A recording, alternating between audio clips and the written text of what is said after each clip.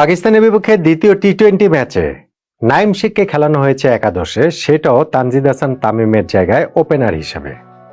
নাইম ব্যর্থ হয়েছেন, 7 বলে 3 রান করে আউট হয়ে গিয়েছেন। এখন প্রশ্নের যে জায়গা সেটা হচ্ছে, নাইম শেখকে একাদশে খেলানোর সিদ্ধান্তটা টিম ম্যানেজমেন্টের কি ভুল সিদ্ধান্ত?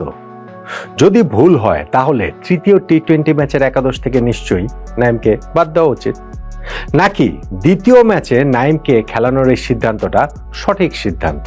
তাই যদি হয় তাহলে তৃতীয় ম্যাচেও কি তাকে একাদশে কন্টিনিউ করা উচিত? নাইম শেখকে নিয়ে এই আলোচনাটা করছি। দেখুন, বাংলাদেশে টি-20 ফরম্যাটে অন্তত পক্ষে, আপনি ওয়ানডে ফরম্যাটের কথাও আসলে বলতে পারি, যে আমরা অনেকদিন পর একটা সেটেলড ওপেনিং পেয়ার পেতে যাচ্ছি বলে প্রতিশ্রুতি রয়েছে।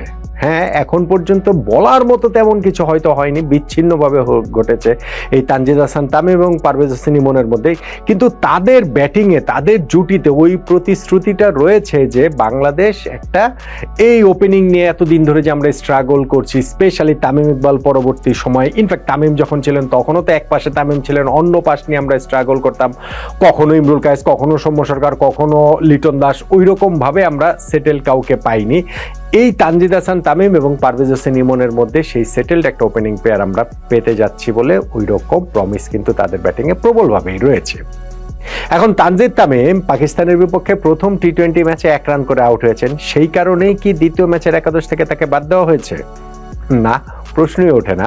কেননা ঠিক তার আগের ম্যাচেই শ্রীলঙ্কার বিপক্ষে আমরা যে ঐতিহাসিক সিরিজ জিতেছি, সেইখানটাতে তানজিদ তামিমের 47 বলে অপরাজিত 73 রানের ফ্যান্টাস্টিক একটা ইনিংস রয়েছে। ফলে এইটা সহজেই বোঝা যায় যে তানজিদ তামিমকে একাদশ থেকে বাদ দেওয়া হয়নি, বরং তাকে বিশ্রাম দেওয়া হয়েছে তার চেয়ে বেশি করে, যে নাইম শেখকে একাদশে খেলার সুযোগ দেওয়া হয়েছে। মানে তানজিদ তামিমের বিশ্রামের চেয়ে আমার কাছে মনে হয় নাইমকে খেলানোর ব্যাপারটা আসলে গুরুত্বপূর্ণ। তানজিদ তামিমকে আমরা দেখেছি যে তিনি ফিল্ডিং করেছেন, ফলে তার যে আসলে নিগলস রয়েছে বা তার যে আসলে রেস্ট খুবই প্রয়োজন, বিষয়টা সেটা না। তবে নাইম শেখকে খেলানোটা প্রয়োজন বলে টিম ম্যানেজমেন্ট মনে করেছে। খেলানোর এই সিদ্ধান্তটা কি আসলে ঠিক না ভুল, আলোচনা করছিলাম সেটা নিয়ে। নাইম শেখ বাংলাদেশের ন্যাশনাল টিমের সেটআপ থেকে কিন্তু বেশ কিছুদিন ধরেই দূরে রয়েছেন। আপনি যদি বলেন যে তিনি প্রায় 2 বছর পর জাতীয় দলে ফিরেছেন শ্রীলঙ্কা সফর দিয়ে, সেইখানে 3টা ওয়ানডে ম্যাচে তিনি স্কোয়াডে থাকলেও তাকে কোনো ম্যাচ খেলানো হয়নি। টি-20 তো তিনি খেলেছেন প্রায় 3 বছর আগে শ্রীলঙ্কার বিপক্ষে 3টা টি-20 ম্যাচের মধ্যে একটা মাত্র ম্যাচে তিনি একাদশের সুযোগ পেয়েছেন, সেইটাও জাকের আলী অনেকের ইনজুরির কারণে, সেইটাও তার অনভ্যস্ত ব্যাটিং অর্ডারের পজিশন 4 নম্বরে। সেই ম্যাচটাতে নাইম শেখ রান করেছেন, কিন্তু সেইটা মোটেও টি-20 সুলভ ছিল না। 29 বলে 32 রানে যে ইনিংসটা খেলেছেন, সেইটা প্রশংসার চেয়ে বরং সমালোচনাই হয়েছে ওই ইনিংসটার অনেক বেশি, এবং তা যৌক্তিক কারণে। কিন্তু ওইখানে তাকে একটা বেনিফিট অফ ডাউট দেওয়ার ব্যাপার ছিল, যে যেহেতু 4 নম্বর পজিশনে তিনি ব্যাটিং করেছেন, এটা তার অনভ্যস্ত পজিশন, সো সেই জায়গাটাতে নাইমকে একটুখানি ছাড় দেওয়ার একটা ব্যাপার ছিল।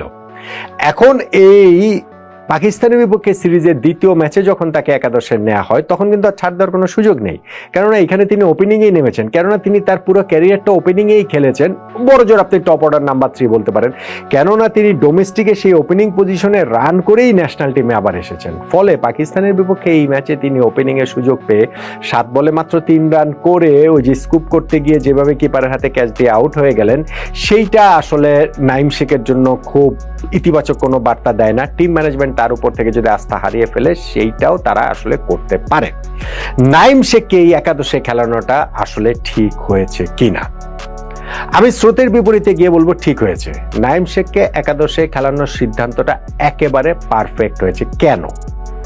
কেননা আমরা টি-20 ফরম্যাটের কথা বলছি। টি-20 ফরম্যাটে আমাদের একটা সেটেলড ওপেনিং পেয়ার, এই তানজিদ তামিম এবং পারভেজ হোসেন ইমন, এই দুইজনই তো আমাদের ওপেনার।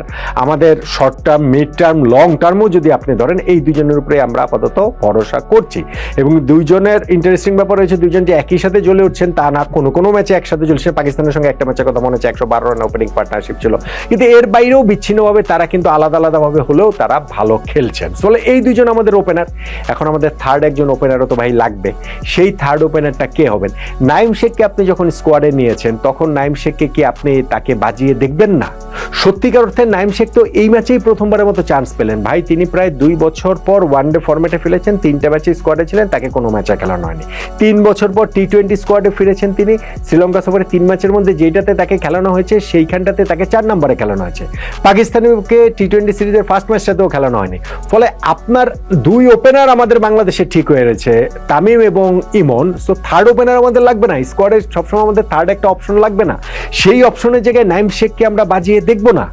সো এই কারণে আমি মনে করি যে নাইম শেখকে একাদশে খেলানোর সিদ্ধান্তটা টিম ম্যানেজমেন্টের খুবই ব্রেভ একটা ডিসিশন, স্পেশালি যখন আপনি কনসিডার করবেন যে সিরিজের এটা দ্বিতীয় ম্যাচ, আমরা মাত্র প্রথম ম্যাচ জিতেছিলাম, আমাদের সিরিজ জয় নিশ্চিত হয়নি। সো এই জায়গাটাতে তানজিদ তামিমকে বসিয়ে নাইম শেখকে খেলানোর সিদ্ধান্তটা খুবই ব্রেভ, সাহসী একটা সিদ্ধান্ত।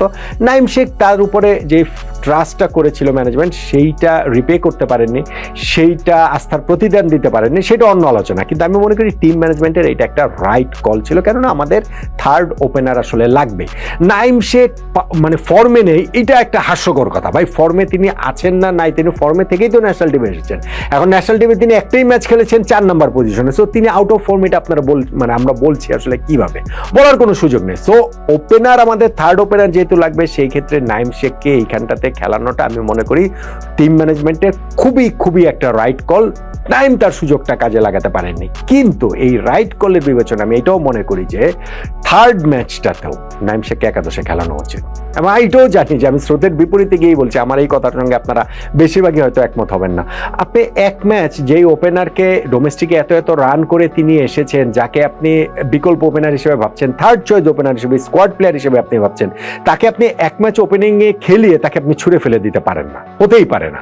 ফলে আমি মনে করি যে থার্ড ম্যাচটাতেও নাইম শেখকে একাদশে খেলানো উচিত, এবং খেলানো উচিত সেটা ধরেন যদি ওরকম হয় যে পারভেজ ইমন এবার একাদশে আসলেন, কি বলে চলে, তানজিদ তামিম একাদশে আসলেন, পারভেজ ইমনকে আপনি রেস্ট দিয়ে সেই জায়গাটাতে আপনি নাইম শেখকে খেলান এবং ওপেনিংয়ে আপনি খেলান।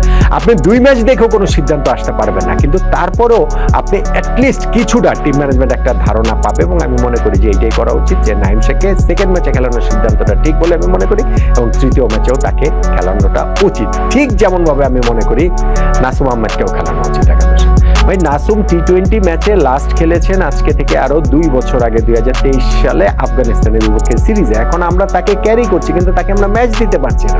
ফলে নাসুমকে আমাদের ম্যাচ দিতে হবে না, আমাদেরও এখানে স্পিনিং অপশনটা কি সেটা আমাদের বিবেচনা করতে হবে না, সেটা আমাদের বাজিয়ে দেখতে হবে না।